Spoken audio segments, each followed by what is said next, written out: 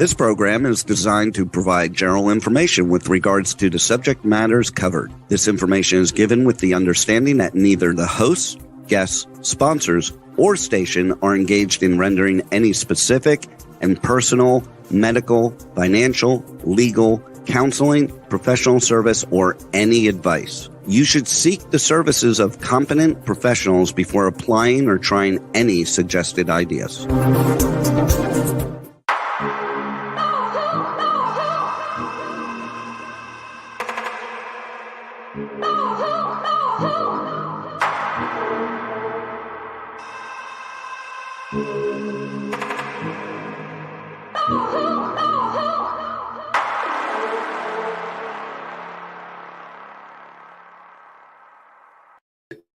Good morning, true seekers and true crime junkies. This is Nanette Bartow here with another episode of Hit the Road Jack, Finding the Zodiac.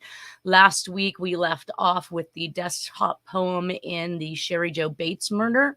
If you're not familiar, Cheri Jo Bates was killed at Riverside City College, Community College, and this desktop poem was found inside of the library after her death by a janitor sometime in December. So approximately a month and a half, maybe 2 months after her death, this was found.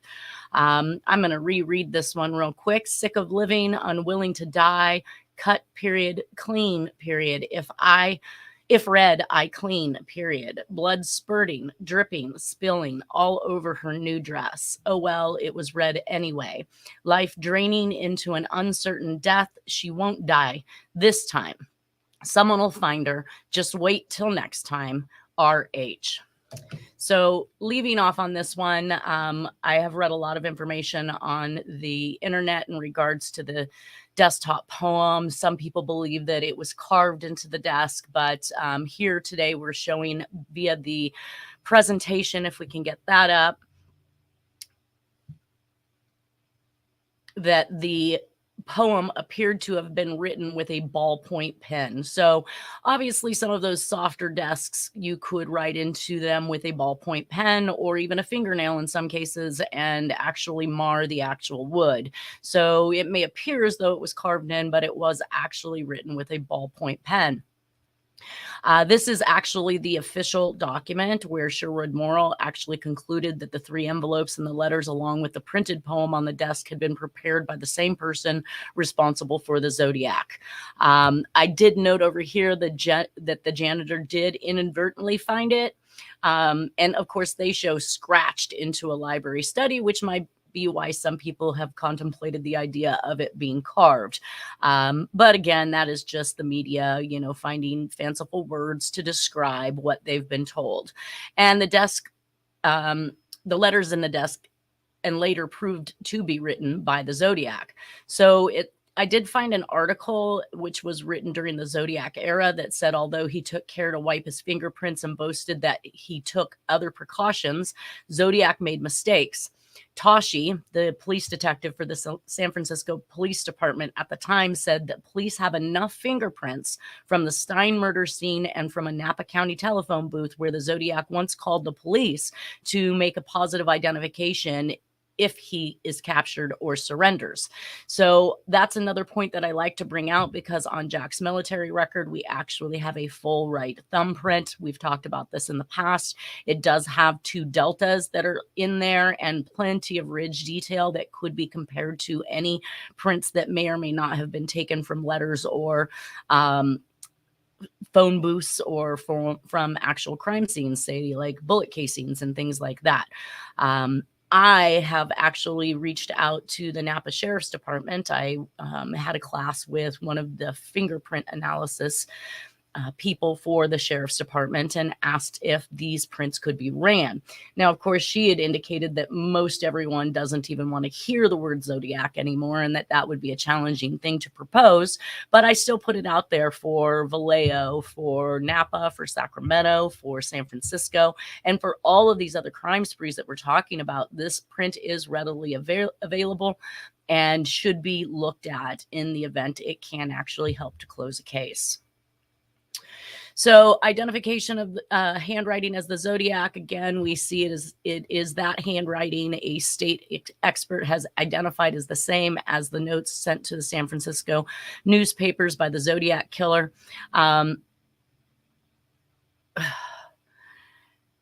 The writing on the desk was in the form of a poem, the newspaper said, which is something I found absolutely on my own. Most of these articles were things that I just found recently in the last couple weeks, but they basically instilled my theories or my assumptions in regards to the way the Zodiac wrote, which was poetic-like. Whether it was the way that he formed the actual message in a poem style, or if he was actually making rhythms and rhymes throughout his words in order to make it sound poetic. And in some cases, actively using a poem in his message.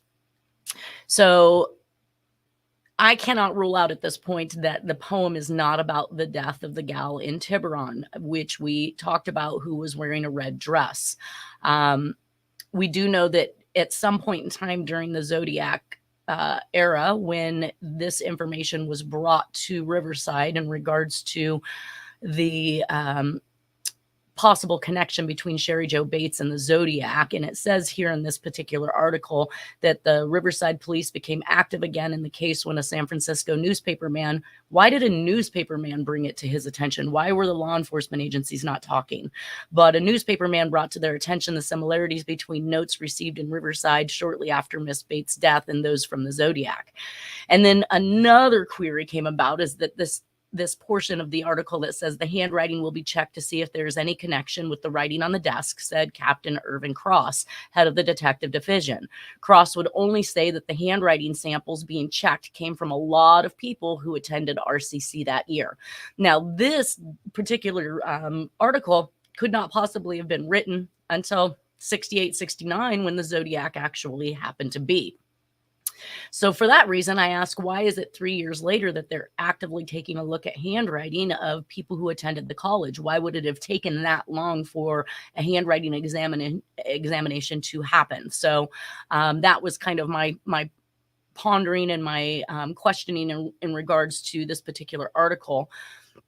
And I'm not sure how these two things can be happening at the same time, when clearly they should have been doing this handwriting examination long before now, because we know that San Francisco PD and the other law enforcement agencies in the Zodiac case were actively examining handwriting the second the letters started coming in.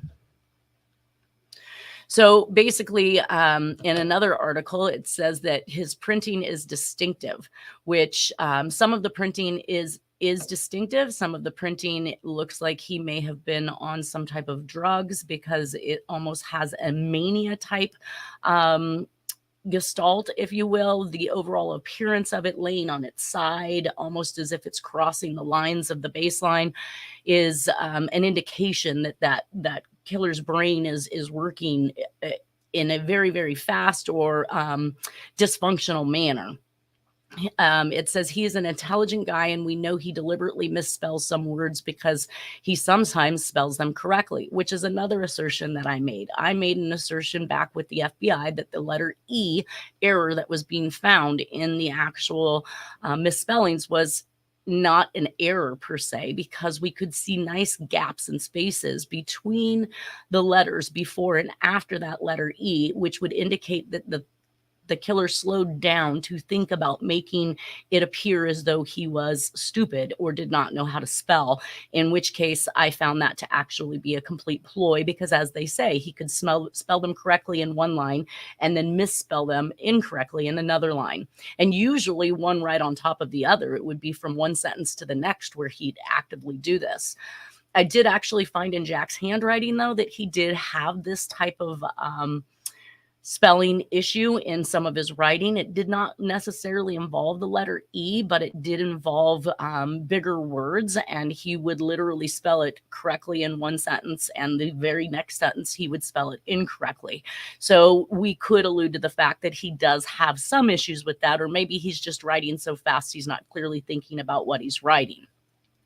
It says his punctuation and paragraphing are perfect. His tenses and syntax are perfect. His vocabulary is good. Yes, absolutely 100%. I do believe that. I noticed in some of the accomplice letters where the individual who is writing in an attempt to help law enforcement find the killer, that he attempts to make it appear as though English is not their first language. And he tries to mess with the tenses of words in order to sound like he is a foreigner, which is interesting because he always reverts back to perfect syntax and perfect punctuation, which then again tells me that the ploy of English being the second language is just that, a ploy. So we can kind of throw that one to the wayside and then start looking at some of the errors that they're making there. One of the things that were noted by Sherwood Morrill is the letter K is particularly outstanding because it's made in 3 distinct strokes rather than the usual 2. Well, that's because he's disguising his handwriting. Clearly, handwriting is a tedious and arduous task that most of us don't appreciate and don't like to do. So we find shortcuts in order to complete those letters as quickly as possible. And by using 3 strokes, that clearly is not the easiest and most simplest way of writing the letter K. So obviously, he was definitely attempting to cover something up. And I have one of those Ks right here, and we can see the first stroke of the stem. We see the arm of the K actually comes all the way down below the halfway point of the K, and the leg actually comes out halfway on the arm itself. That's kind of a unique characteristic because of where the placement of the leg and the placement of the arm is. So when I looked at Jack's K's, he actually makes his K's in a rather unique fashion, which is that he moves down back up into the arm and then halfway through brings down the leg. And we've seen this in the letter K that we showed back in the Zodiac handwriting comparison. And I'll show it again because we'll be doing an overall compilation of all of the letters together so that you can see how the disguise is used in different letters and how those disguises cross-reference those letters. So it's one thing to maybe find some characteristics of a couple people who are consistent, even if they're serial killers. We're going to see some consistencies in writing when they're writing natural. It's these type of things that actually set someone apart. And even more so, the fact that the disguise or the chosen disguise letter forms are the ones that are being consistently used in these crimes that I am actually examining and I have in this presentation. So it says his one departure from his format was after the 1966 murder of a Riverside co-ed, a murder authorities believe Zodiac sought to conceal for some reason, though letters then were not signed Zodiac. And I like that they say, okay, it wasn't signed Zodiac, but Zodiac was actually dubbed by the media. That wasn't a name that he gave himself. So he started speaking as they were speaking about him and in his own first, second person. But Zodiac, just remember, didn't come till 1968. So, of course, he wouldn't have signed him Zodiac. But we do have this mysterious, and we're going to show you in these 3 letters that were sent in April of 1967. We have these mysterious almost appearance of a number 2, but could be a Z. I mean, people are kind of back and forth on the fence about that. But I don't believe that he was referring to himself as the Zodiac as that early on. So there must be a meaning to those particular forms that are found at the bottom of the letter. So though the letters were not signed Zodiac, Morrill determined that typewritten letters on teletype paper were from the killer. Investigators were unable to trace the paper to any military installations that used teletypes, yet there were some indications the killer was associated with the military. Footprints at 2 of the murder scenes appeared to have been made by military-type shoes, and some witnesses said the killer wore pleated military-type pants or a military-type windbreaker jacket. And, of course, it says that handwriting is as distinctive as fingerprints, and the handwriting identification is admissible in court. So had they found Jack, or in some instances, I believe they likely might have found Jack. They might have known exactly who Jack was. But had he been found by law enforcement that proceeded to bring him to trial in regards to this case, this is actual evidence. This isn't circumstantial. This, again, is as distinctive as fingerprints. So I'm working with two things here: handwriting and fingerprints. Why have we not had these two items checked by other agencies aside from the FBI? We'll talk about their document examination of the evidence that we provided to them in 2009, 2010, and where that went later on. So basically, when I bring some of these things together, I bring them together in order to show the consistency between the communications, the way the killer or the suspect actually forms the envelope itself in a 3 or 4 line addressing system. But one of the bigger things that we picked up is the circle of I dots that we see in Daily Enterprise, Riverside, attention in the colon there, and crime. That's something we're going to show here in the next couple slides. This is the 4th time we are presented with block writing by a suspect. In fact, Jack Tarrance, 1945, he wrote in block writing. The Lipstick Killer wrote in block writing. Black Dahlia wrote in block writing, and Riverside Phantom in block writing. So we'll see this again in the Zodiac and again in 1971 in the Cooper case as we move towards that. And I have some of those here. So obviously this one here is in regards to Cheri Jo Bates. This one here is in regards to D.B. Cooper. And again, this one is in regards to Black Dahlia. This was a cursive, the only cursive written version of handwriting in the Cheri Jo Bates case. And I was at first under the impression that this particular envelope came in April of 1967, as is stated on Voight's website. But I have now identified, I believe, that this was written on November 1st of 1967, and we'll talk about that in a second. But another thing I like to point out is the use of the word attention and the colon. And of course, it may say editor, it may say crime, it may say police department. I mean, the bottom line is that we have a serial killer out there using the same method inside of his communications. Now, on this particular envelope, the Daily Enterprise, I believe this one came with the confession letter. And of course, they had indicated it was 2 carbon copies of the confession letter that were mailed. They believed they were 4th or 5th generation because they were very hard to read. And one of them was addressed here to the Daily Enterprise, and the other was addressed. And I believe that the way that I've printed these, the words homicide detail with the lowercase i's, DEI, L, and so forth, and then all the rest being in capital letters, I believe they have attempted to assimilate the appearance of the handprinting on that particular document. I've not seen the envelope for the homicide detail. Evidently, it must be one that's being held from the public, unlike the others. But again, it was sent to the media and the police, which is a Zodiac ploy. Oh, and there is the chronicle from the Zodiac. We see the block wording in there. And then we have from Lipstick an additional section, which is the letter B from the word before. And we bring in, there's Jack's handwriting at the bottom, which he had used the block lettering we can see in the C's in the US, pretty much on down the line, including the A's. So here is actual Zodiac writing that was pulled from a FBI FOIA file. And again, we get to see these circle I dots that are pretty much being used as periods, as the I dot, and so forth, which is very consistent with what we see in the Cheri Jo Bates crime. So again, this is another one of those things, individuals that use circle period dots or I dots or semicolons, things of that nature, kind of a look at me type person. I want to stand out. I want somebody to pay attention. So when we think once again about a serial killer who's attempting to communicate with the police but not wanting to get caught, he sure is saying, look at me.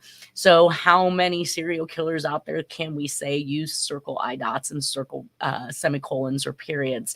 That would be interesting to note. But to date, of all the serial killer writing I have seen, I have not seen anybody actually use the circle I dots. So in Tom Voigt's site, he had been at least telling people at the particular point in time that the confession letter was sent unstamped to the Riverside Police Department. This is another one of those things that I find quite interesting, where the suspect is capable of getting his mail moved around even though it is not properly addressed and it is not properly postaged.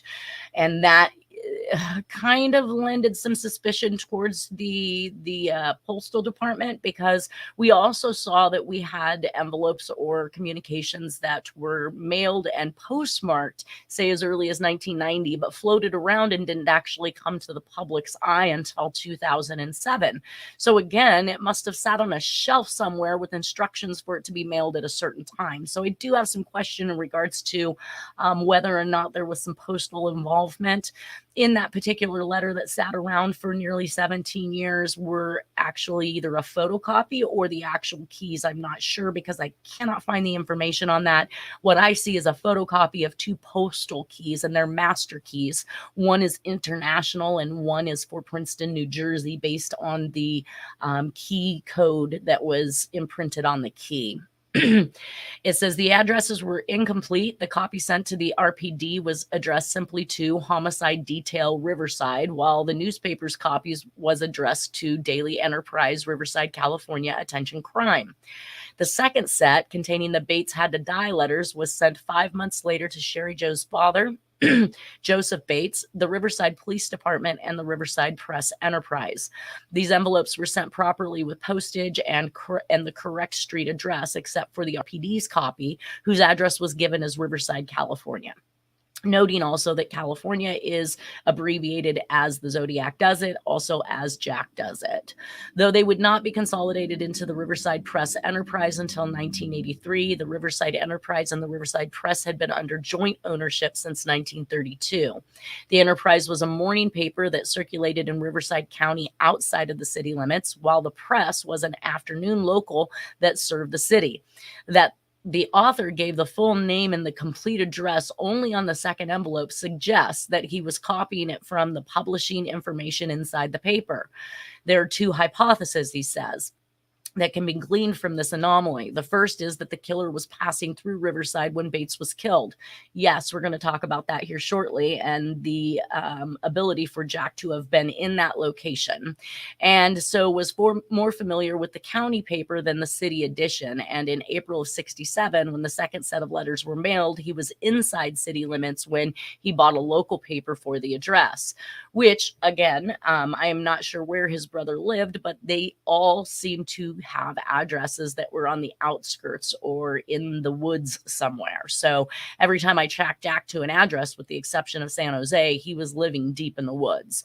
The other possibility is that the confession letter was written by one author and the Bates Had to Die letters were written by another. I don't believe that at all. They were absolutely written by the same exact person. And we have done the handwriting examination on that we will show in that compilation.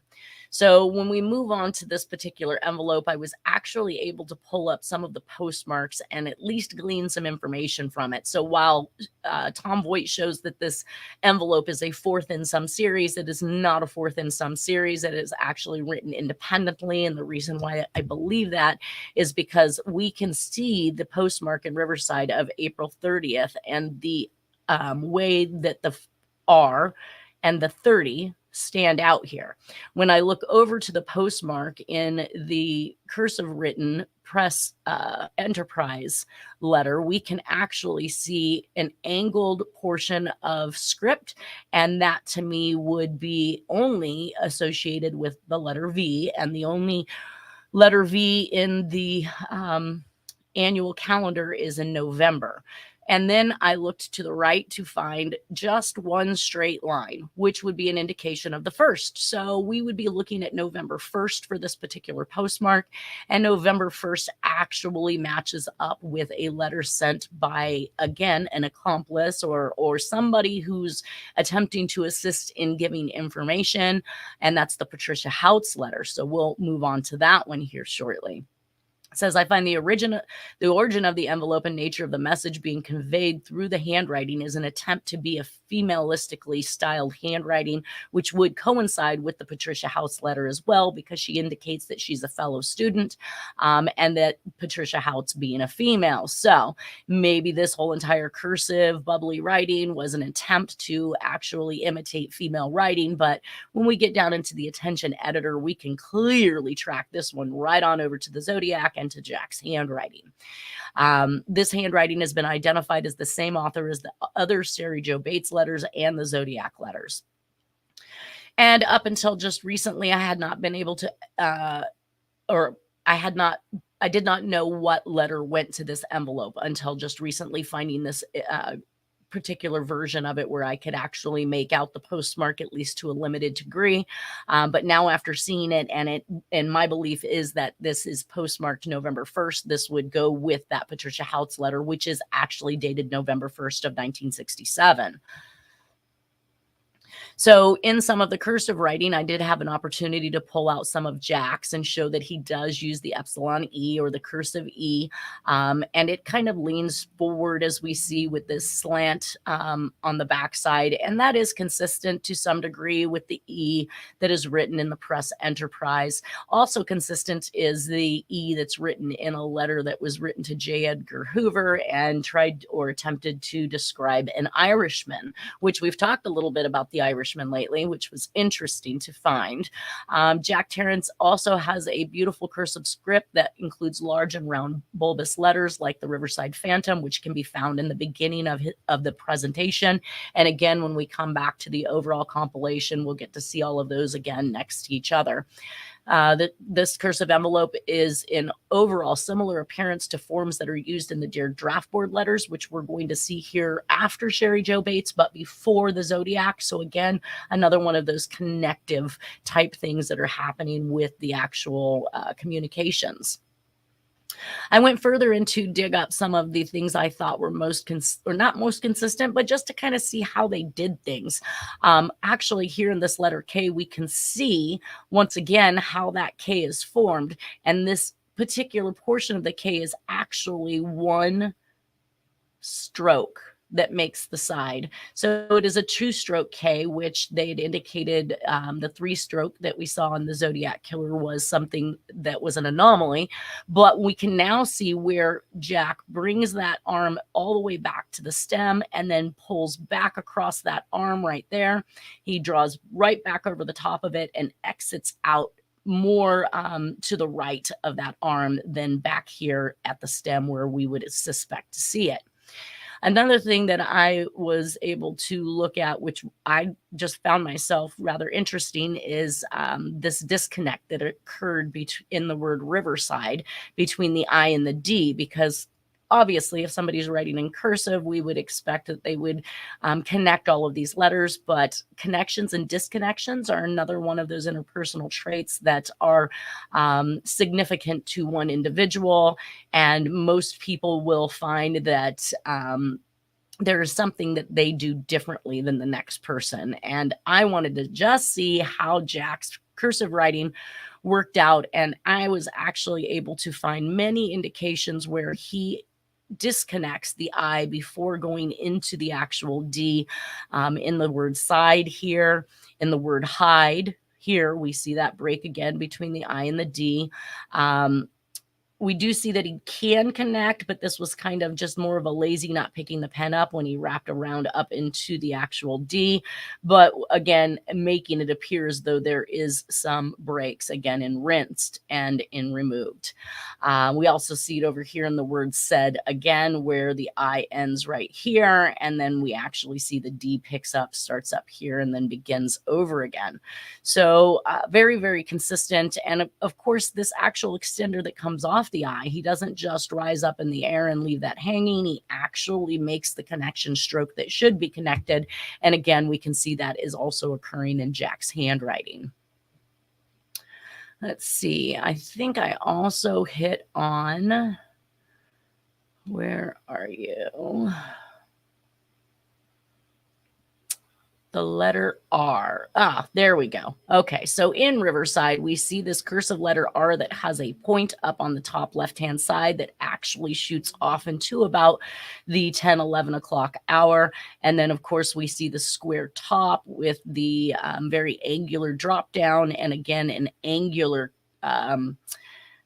garland that's actually working its way back up into the S, but we're pointing out really this angular portion at the bottom of the R before it exits into that connection stroke into the S. And when I looked at Jack's R, we had exactly the same thing going on again. We have this point up here at the top. We have the flattened top side of the R that is at a slant, a negative slant. And then, of course, that angular notion that comes back down, and then it moves and works its way right on out into the letter E. So we also saw that happening up here in this letter R, while the point on the top left-hand side is not as pronounced as we see in the other two instances. What we did notice is that when he came down off of that R, again, we see that angular point right there at the bottom of the R before that connection stroke works its way back out into the E. So again, more consistencies with handwriting. Just another one of those things that I thought, I bet I can find something. Let me just take a look. And sure enough, this last week, this slide was just prepared. So it was very simple for me to go into Jack's writing and say, what if? And that what if again was true. So, April 30th, 1967, we had 3 letters that were mailed that said she had to die. There will be more in one of these, or Bates had to die. The had to part of me was very, very indicative of the justified or the, let's see, we had justified in the, oh goodness, I'm going to lose this now. Back in Bauerdorf's murder, one of the original murders in the beginning said that it was justified. And so I see that this is coming back once again with the had to part, as if he had no choice. And I don't believe that he had no choice because he was some psycho or someone sick in the head. I believe that there was a reason for that. And of course, Harriet will help us here in the next week to discover what that is, because she does believe that there are also people who are intentional hits, and everyone on the outside is to make it look like it is a serial killer that is just randomly killing people. But so she had to die, and there will be more. All the communications talk about there will be more.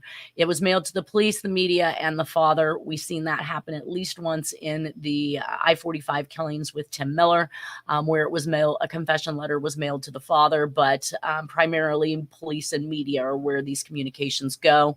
There are also 3 of them. Again, this is another one of Zodiac's 101. He liked to write multiple communications to multiple locations. We also see in the March 1968 Dear Draft Board letters that there are also 3 of those that are mailed. Some are typewritten and some are handwritten, which is identical to Cheri Jo Bates. So there's our crossover and our connection. So the 4-line address sequence can be seen in Black Dahlia, Anthrax, and Zodiac, and we see that here where he actually drops California below the word Riverside. So he prints the address and then he prints the city, and in this particular communication, he actually spelled out California altogether. There will be more. We've seen that in Lipstick, Black Dahlia, the Atlanta, Georgia child killer, the I-45 killings, in the Oakland County child murder cases, in the Freeway Phantom. I mean, you just name it. Every single one of the ones we're going to talk about in here, there's always an indication that there's more. Now, I did notice that they indicated in the newspapers there were only 3 stamped letters, which also coincides with the fact that there is no 4th letter or envelope involved in this series, as stated by Tom, that fourth envelope is not part of this series because only 3 were mailed at this particular point in time. Now, that brings me to how Jack could have been capable of doing something like this, because we know that he is currently back in the Bay Area based on his new wife's testimony to me, and that was they were in the San Jose area at that particular time before moving to Nyack in 1968. So I always wondered why Jack had obtained a ham radio license in April of 1967 using his mother's P.O. box. So we know his mother is using this P.O. box because she continues to use it for the next 20 or so years. And I had found it on all of her bills and mail and things like that were in Jack's possession. So we know that was her address.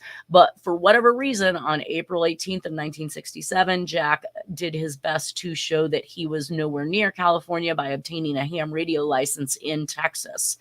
But that gives him, in my mind, the perfect opportunity, because we know that the path that Jack would travel on through Texas would be down through the south of California, which he would visit probably brother, family, other individuals on his way through out to Texas. And it is my belief, after applying for this particular ham radio license on his way back through to the Bay Area, Jack would have had the opportunity on April 30th to have mailed these letters 12 days after he applied for the ham radio license.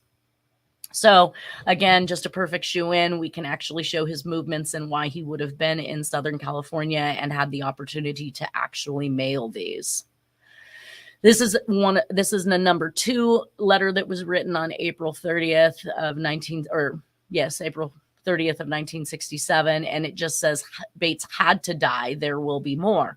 And then here's where we were talking about that little image of the Z at the very bottom of the page, or number 2, though I think this actually appears on 2 of them, so I wouldn't say that it was a number 2, because clearly there are 3 letters. So unless the Zodiac couldn't count, we must assume that this particular form is maybe a number 2 or something else that we just don't quite identify with yet.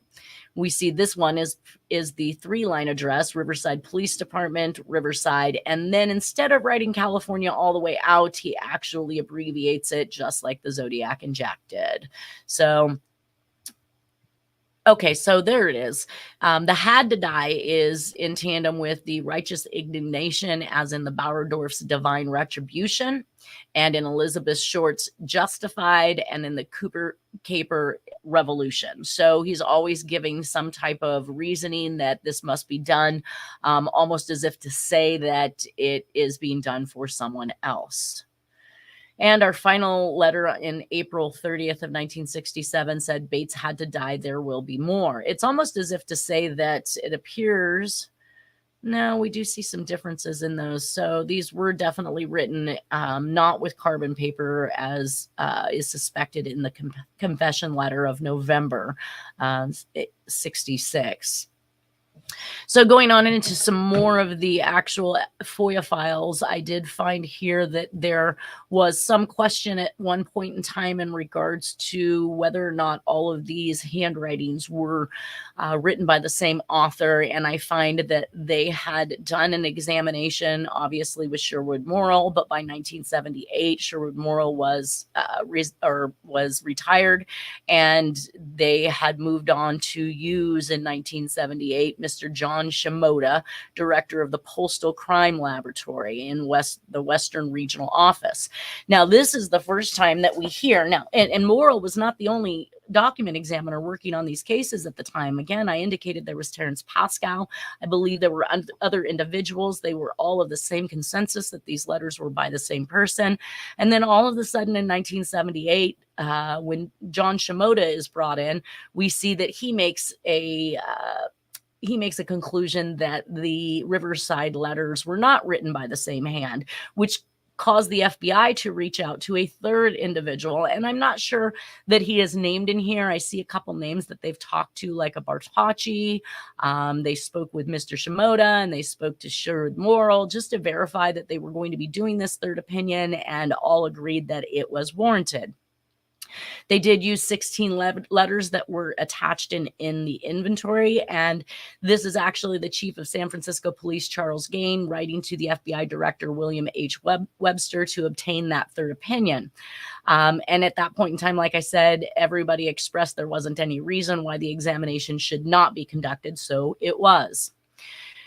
I did do a little bit of research on Shimoda. Having some affiliation with the Postal Service is kind of a red flag to me, especially since we know that the suspect himself has some very odd ways of getting things around, and whether or not there might have been operatives inside of the actual postal department. They may or may not have held some of the higher positions. And of course, this may have been a way to try to bifurcate the cases as early as 1978. But we will come back to the answer of that FBI agent who completed the third opinion and hit what he has to say. But I did actually throw up here the link to, back to Shimoda's I don't know if it was necessarily some type of an obituary when he passed, but it did indicate that Shimoda in time concluded, "I'm of the opinion that the letter of April 24th was an attempt to duplicate Zodiac letters and is not authentic." Now, they are talking about the April 1978 letter that Tashi was actually blamed for writing. Now, the interesting part of that is that I find two letters that were written in 1978. One went to the San Francisco Chronicle and one went to the Vallejo Police Department. I am not sure at which one he actually concluded was not authentic. We know that eventually Tashi was cleared, even though he was the one that was accused of writing. And I'm not sure which one of these ones he was accused of writing. But what I did find is that the messages are eerily similar. So the first one says, "Dear editor, this is the Zodiac speaking. I am crack proof. Tell Herb Cain that I am still here. I have always been here." And I think Herb Cain might have made some statement in the newspaper about the killer being in the hospital or dead or something that prevented him from continuing to kill or communicate. And I actually have a reason each time the communications discontinue with what's going on in Jack's life versus when they pick back up and what is happening at that time as well. So it says, "Tell the Blue Pigs if they want me, I will be out driving around on Halloween in my death machine, looking for some kitties to run over. Cars make nice weapons. The pigs can catch me if they can find me out there," just like in the movie The Car. So again, we have a movie reference. The author loves to fill most of the communications, as we'll begin to see, with movie references, poetic style writing, things of that nature. All really kind of goes right back to those that are involved with making newspapers, books, and movies, which i.e. is money. Just like in the movie The Car, "Tell the kiddos watch before they cross the streets on Halloween night. Tell Tashi my new plans. Yours truly, colon." Now, this becomes really important because we're going to start to see this. Not only did we see this typed in the confession letter where it said signed by colon and the blank line, the ending of the sign off with the colon becomes a cross connection between the letters, and we'll start to see more of that. And then, of course, he says, guess how many he's killed at this point. And we know that at that time in the Zodiac era that he was discussing no longer telling people who he was responsible for, but just committing the crimes. And then we just saw the numbers rise in his communications. So let's cross over to the second one, which I believe can be directly linked to the Zodiac. And we see these Bell stamps up here. Not only is he using double postage again, which isn't necessary. I don't know if he's actually making up for the lack of postage on some cards with over postaging other ones, but either way, we do find a series in the Zodiac case and two or three other cases that are happening around the United States almost in tandem. Obviously, there's time for them to be completed by one person, but they are using the same book of stamps, and I cover that later in the presentation as well.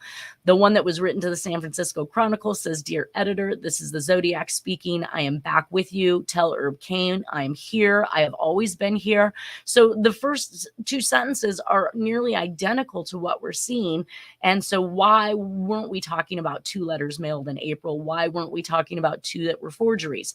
All I can literally find in the FOIA files is there was a single letter in April of 1978, but we can clearly see here we have two different letters. I'm here. I've always been here. That city pig Tashi is good, but I am, and he starts to write, I think, better, but he crosses out and writes smarter and better. He will get tired, then leave me alone. I am waiting for a good movie about me. This is the first inclination. Well, not the first inclination. This is actually probably about the second inclination where the Zodiac starts talking about him being portrayed in a movie, the movie being told correctly, or the story being told correctly, and who's going to play him. So it literally says, I'm waiting for a good movie about me. Who will play me? I am now in control of all things. Yours truly, once again, guess.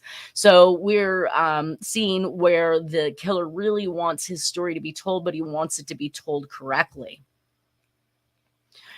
And moving on ZodiacKillerFacts.com, I found just a brief blurb in regards to Sherwood Morrill had retired after the Zodiac's last known communications in 1974. San Francisco police contacted John Shimoda at the U.S. Postal Service Crime Lab and requested a review of Morrill's analysis of the Zodiac letters. Shimoda believed that the 1978 letter was an authentic Zodiac communication, and he also examined the writings in the Riverside case, which Morrill had previously concluded were the work of the Zodiac. Shimoda examined for the first time these and the opinion where they were not authored by the Zodiac. However, we do go on to see that there are additional people who are being contacted in regards to the handwriting itself.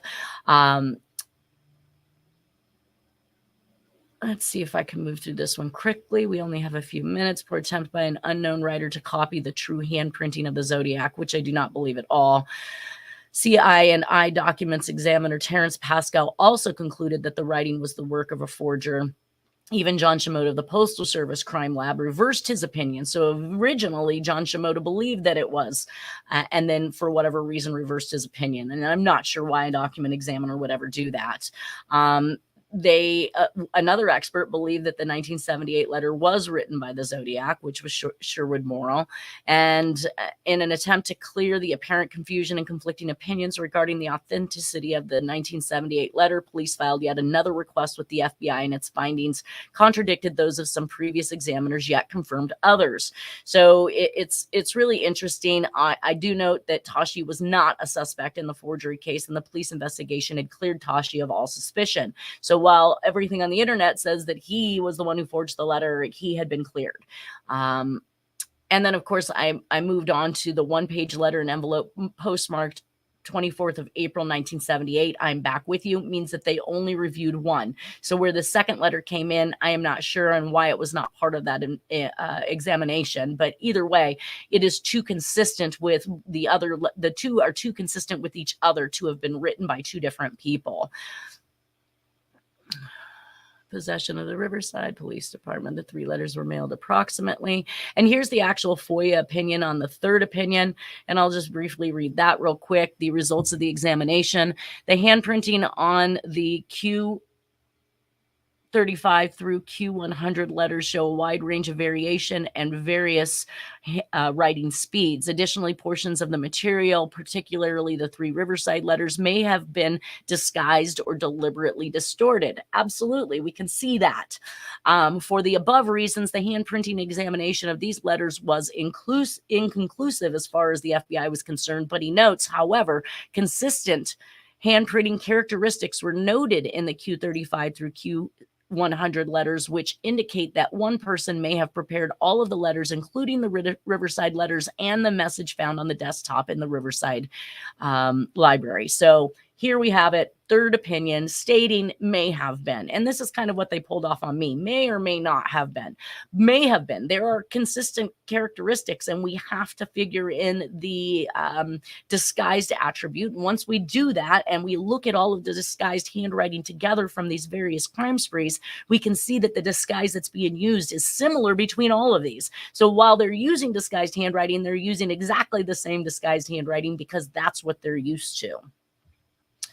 And then that brings us actually to next week. I'm kind of actually glad to see that this is where we are ending. We're going to start talking with Harriet Suchet and Nolan Del Campo about the politics of the time and the cipher solves that she has found in the actual FOIA files. I was able to find that even on the Riverside letters, they were doing a cryptanalysis, which we've talked about. And one of the things they were talking about was a transposition and double encryption that would not yield plain text. And I'm going to probably get into that next week with Harriet, because I think she is probably more astute to this cipher stuff than I am.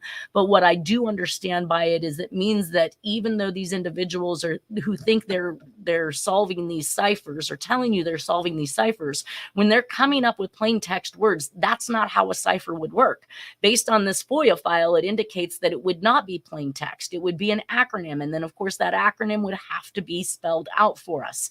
And that's basically what we see Harriet doing in these cipher solves. She is applying a transposition, and then the double encryption part of it is that she uses the anagram system to work out basically acronyms, and then these acronyms amount to the words that are being conveyed in the message.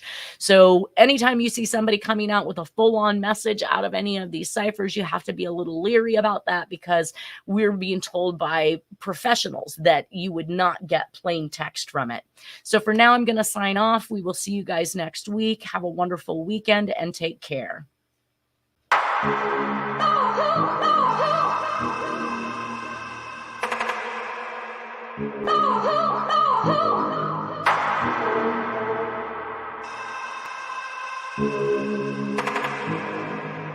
Oh,